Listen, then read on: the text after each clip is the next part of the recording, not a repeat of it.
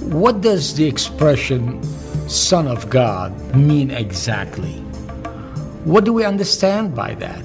Has God fathered a child? Astaghfirullah. Too great is Allah, elevated, Allah Ta'ala. He is above all such things. And indeed, He has taken to Himself no consort, no spouse, no wife. It is almost blasphemous to even think in those terms.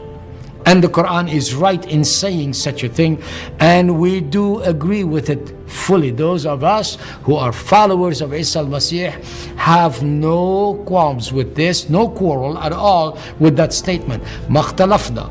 We are not in disagreement, quite the opposite.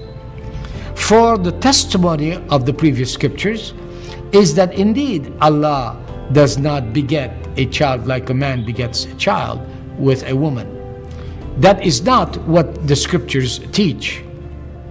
The concept of son first appears in the testimony of Nabi Dawood.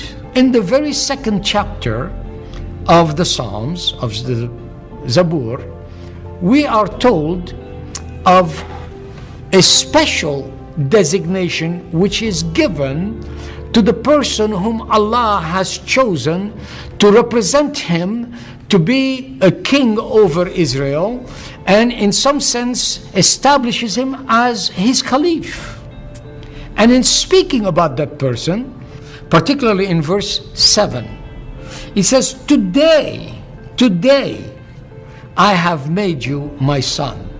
For in the culture of that day, when a great king is speaking and relating to one of his subservient kings, one of his representatives ruling a part of his kingdom, he would speak of that individual not only as his servant, and even would allow him the word Lord, but oftentimes the relationship of the great king to that other king is described as a relationship of father to son to father.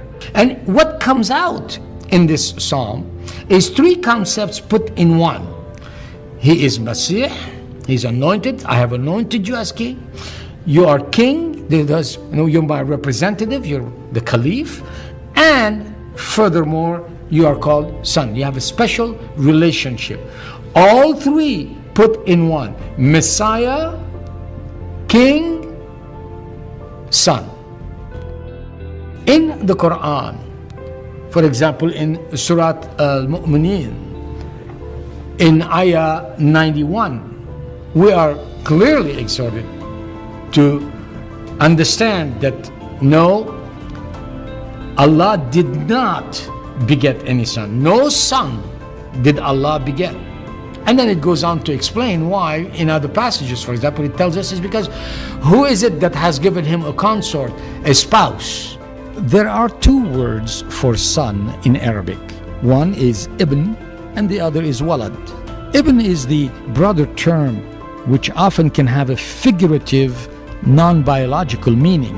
The Quran itself uses this term figuratively in Surah Baqarah and Ayah 215, where travelers are called Ibn as-Sabili, or sons of the road. So this term Ibn is the correct Arabic translation of the concept of son used of Jesus in the Bible.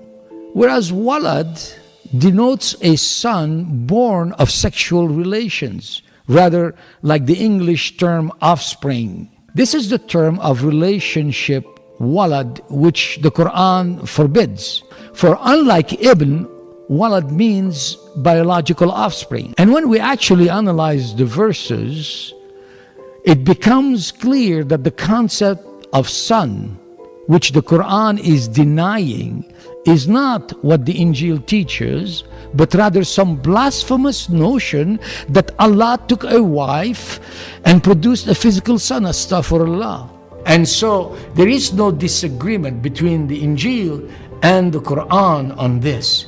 It is one and the same, that it is speaking of here not physicality, for that is forbidden, but speaking of a special relationship.